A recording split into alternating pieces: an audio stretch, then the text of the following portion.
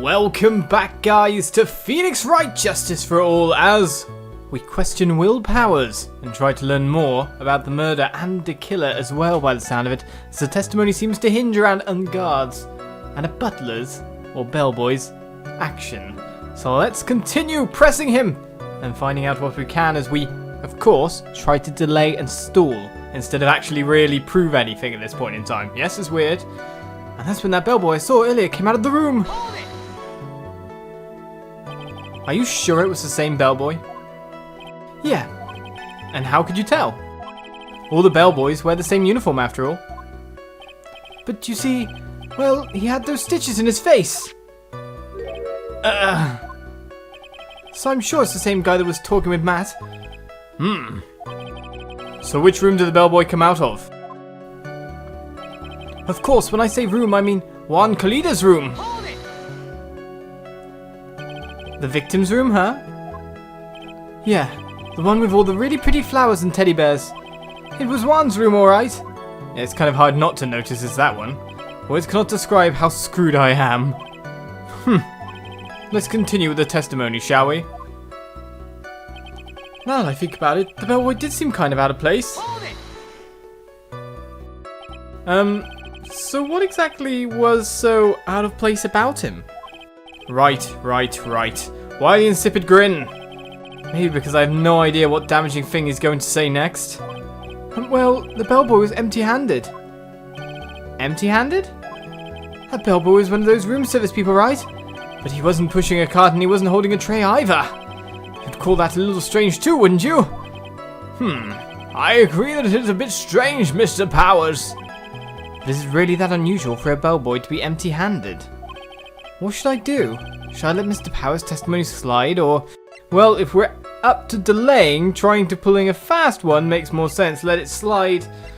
Not so much, but shall we just try to delay, as we're supposed to be doing?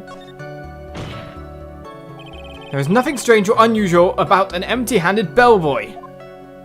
But there really is. There really isn't. Objection! Uh-oh. If you two are done being school children, bellboys are for room service. There's no reason for them to be empty-handed. Ever. Your Honor, I ask that the witness's previous statement be supplanted with this new one. Edgeworth. Well, if we get more testimony, that's usually a good sign. Are you going to do whatever you can to make the bellboy look suspicious? I see. Very well. This court recognizes and grants the prosecution's requests. Mr. Powers, if you could amend your testimony, please. Yes, sir. I thought it was kind of strange for a bellboy to come out of a guest room empty-handed. Should we press this one again?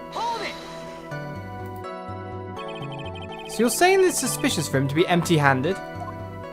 Yeah, really suspicious. Okay. I mean, when I first saw that bellboy, he was holding a tray in his hand. And there was a bottle of juice and a wine glass on it. Juice? What kind of juice was it? I'm pretty sure it was tomato juice. If we could come up with some sort of reason as to why he would come out empty-handed, some sort of proof, then I think we can dodge the bullet on this one for now. Proof, huh? Sounds like another job for the court record. Right, so it's that statement then. So the proof that he came out empty-handed was that he left the tray? Sounds really vague. But we can see the tray there, I guess, so... Maybe?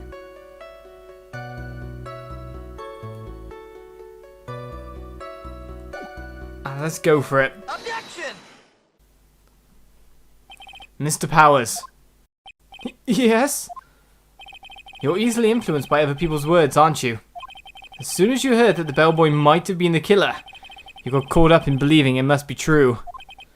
But, isn't he really suspicious? He's got all those stitches and... So? A baseball has stitches? Are you saying all baseballs are suspicious because they have stitches? Racism! Well, there's also... I mean, what about him being empty-handed? I would like to ask the court to please take a look here. This is the crime scene. There is a wine glass sitting next to Mr. Karida's body. The liquid inside this glass is tomato juice. And now, if you would look at what is on top of the table in the lower right corner here. Anyone can clearly see there's a tray with a bottle of tomato juice on it. It's basically you just left it there. Hooray. The bellboy had just brought this to Mr. Creeder's room. He left the tray in the room, which is why he was empty-handed when he left. But that would mean that the bellboy had seen and left a dead body in the room. But can you prove that Mr. Creeder was already dead at that time? Mr. Edgeworth. Yes? I blame you for leading me down this route. I'm terribly sorry. What is with him? Why is he laughing? Witness, isn't there one more thing you would like to share with us? Is there? The bellboy is empty-handed. Or should I say empty-handed? I recall you had something interesting to say about his hands. Oh yeah, I almost forgot. Huh? What? That bellboy, he was wearing gloves. Gloves? Yeah, pitch black, leather ones. All the other bellboys don't wear gloves like that, right? Black leather gloves? Why didn't you mention them earlier? Sorry, it slipped my mind. Well, so is all people that wear black leather gloves now under suspicion as well? All baseballs as well? Boy, does this make the bellboy look really suspicious. Alright, gotta focus. I can't get lax here. So what if he had gloves? A lot of bellboys wear gloves. Come on, Mr. Wright. That bellboy was wearing black leather ones. So? A football is made of leather. Are you saying all footballs are suspicious because they are made of leather? This is sportist. But that man, he received a large roll of cash from the defendant. And then he was seen leaving the crime scene wearing black leather gloves. I don't think that even someone like myself can believe he was just another bellboy. It seems that we have finally come to an understanding. Now then, witness, please continue with the rest of your testimony. The rest? Oh yes, please tell us more. Okay.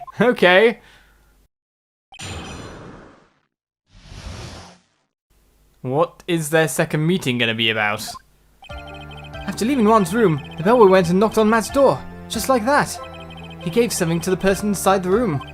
Then the old guy just left without even going into the room. After that, I went to the bathroom and then back to my seat. Okay.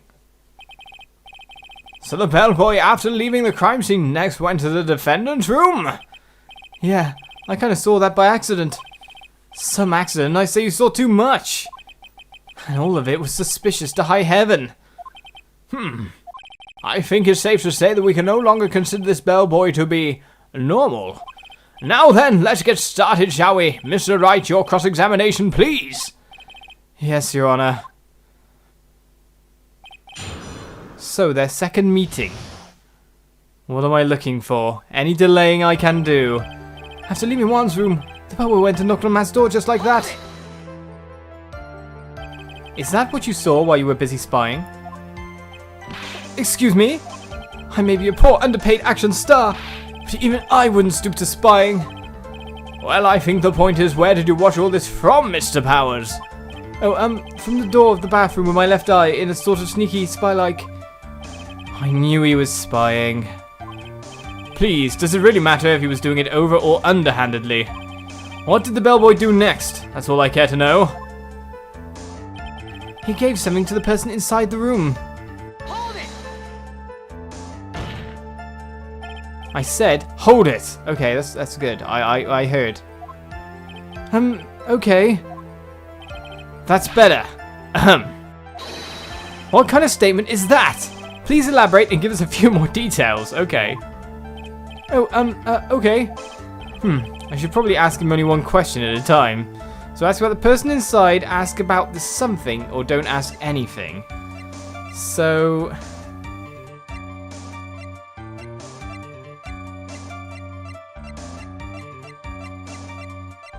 I mean, we're asking on one, but really what we're looking forward to clarify that it's Matt on guard, or to maybe even implicate Miss Andrews, even though we're kind of like going, no, she's not guilty. And the something's more important. We could probably press twice though, considering it's not the end of a statement queue, so we can just go back. So who took this something the bellboy handed off? Actually, I don't know. Oh, thank you. That chose the right one for sure. What do you mean? I'm sorry, but I only saw the person's arm. Only an arm? And you're saying you didn't see the person's face? Yeah. Well, it was Mr. On Guard's room, correct? So it could have only been Mr. On Guard himself, I'd say. And then, what did the bellboy do after that? Oh, so after he gave the person inside the room the thing? I'll go back, thank you. Right, press. So we're gonna tell him that we said hold it again, even though we're okay with that. Get ready, Phoenix. Get yourself composed, so we can get to the question again. So now we're asking about the something. You only saw the arm of the person, which means the item probably was fully in view. He gave something to this person? Yeah. And what was this something? Ha ha! If I remembered what it was, I wouldn't be calling it a something, would I? But this implies that something was removed from the scene of the crime! Are you sure you really can't remember, Mr. Powers? I think it was something kind of small. I would like to summarize the testimony up to this point, if you don't mind. Oh, why are you butting in, Edgeworth? When the bellboy left the crime scene, he immediately went to the defendant's room. There, he handed a small item of some sort to the person inside. As for the person who received the item, all you could see was the person's arm. Yes, it was just like that. Mr. Edgeworth, is all this really that important? Of course, Your Honor. I think this is of the utmost importance. This is when whatever was removed from the crime scene was handed over to the client. Mr. Powers, please try to remember what it was the bellboy handed off. Well, let's see. I think it was... No. If you remember, please add it to your testimony. Yes, sir. Right then. If I saw it again, I could say for sure, but I think it was some sort of wooden statue.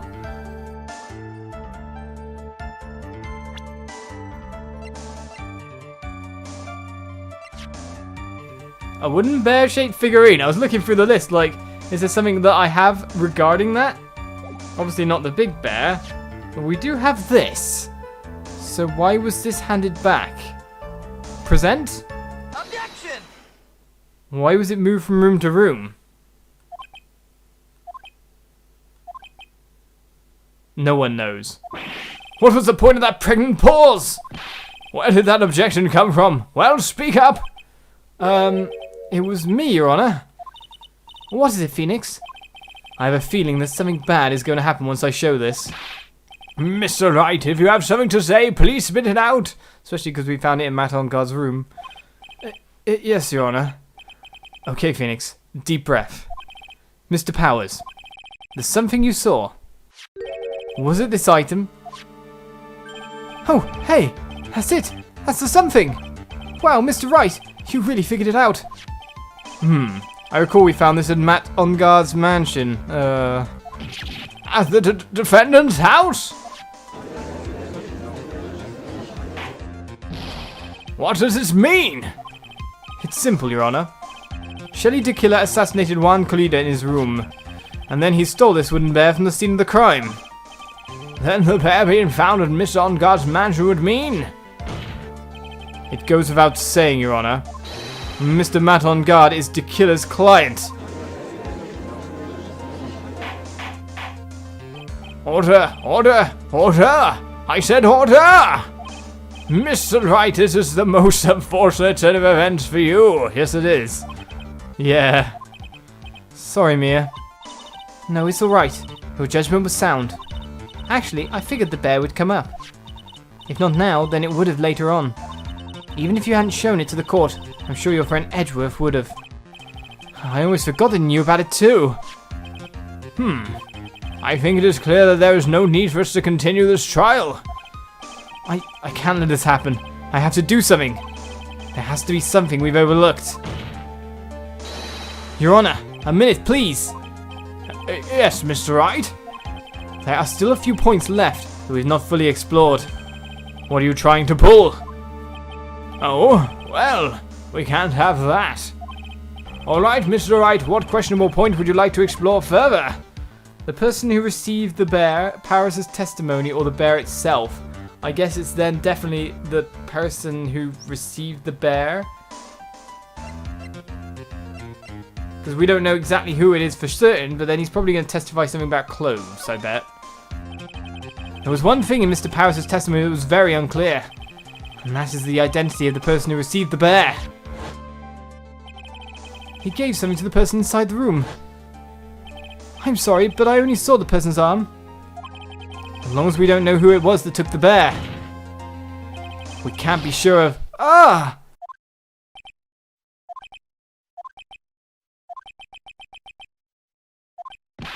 What is it, Mr. Powers? If you're going to scream like that, then at least give us a good reason why. Oh, yeah. Sorry. Actually, so I remembered. I remembered who took the bear. What? Really? I mean, I only saw his arm. But the arm. It was the Nickel Samurai's arm. I swear it. You've gotta be kidding. Are you sure of that, Mr. Powers? Yeah, I'm sure it was the Nickel Samurai. Order! Order! It looks like you've dug your own grave yet again. How many times is that today? I've lost count. So the person who took in this little bear was the Nickel Samurai. And as we all know, Matt on guard is the Nickel Samurai. Thanks to the defense, we've made that all the clearer. What am I supposed to do now, Mia? Help! You don't have time to act lost. Got to find another angle to attack this from. Hurry! Now, I will bring this cross-examination to... Your Honor. Again, Mr. Wright? We've already removed any and all questionable areas of this testimony. Yes, we are running out. It's about time you were removed from this court, Mr. Wright. I have to find something. Even one more little point will do. There are still questions left unanswered. What are you trying to pull? Oh, we've got round a loop right away. Oh, well, we can't have that. Oh, no, the judge definitely can't. All right, Mr. Wright, what questionable point would you like to explore further? Well, the bear itself, then. It's the main point we're going around here. I think it's fairly obvious that the bear itself is very questionable. The bear, Mr. Wright? This was found in Mr. Onguard's mansion. However, Mr. Onguard was arrested at the hotel that night, which means that since the murder occurred, he's not had a chance to go home. Oh. I think Your Honor has already figured out what I'm trying to say. It is not possible that it was Mr. Onguard who took his bear to his mansion. Why, that's very true. We didn't consider that point, Mr. Wright. There was no way, time-wise, for the defendant to have taken this bear home. Phew. Disaster averted. You haven't gotten the best of me yet, Mr. Wright. Huh? I remember it clear as day. I remember what you muttered to yourself at On Guard's mansion. We have this area completely surrounded. There is no way for him to escape. I can't believe it. That butler. All this time he was Tequila. Oh. Tequila and On Guard were working together, so to speak. And Tequila was hiding at On Guard mansion as its butler. What a bold move! The bear figurine was brought back to On Guard mansion by Tequila himself. When it looked like he was about to be arrested, On Guard had him do so. I assume because it would have been bad had the police found it during their investigation.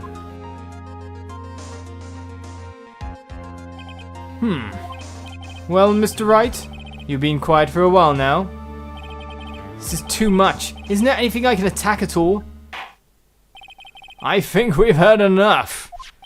We now know why this bear figurine was at the defendant's mansion, as well as who it was that received the bear from the assassin in his room. Everything has become very clear. The client who hired the assassin to commit the murder was Matt On Guard. I see no reason for this trial to continue, therefore I will now hand down my verdict. Thank you, Your Honor, for your understanding. Well, with this kind of bombshell, or more to the point with the case coming to a close, we'll find out where this leads next time on Justice for All. Join me then! for more. Bye-bye.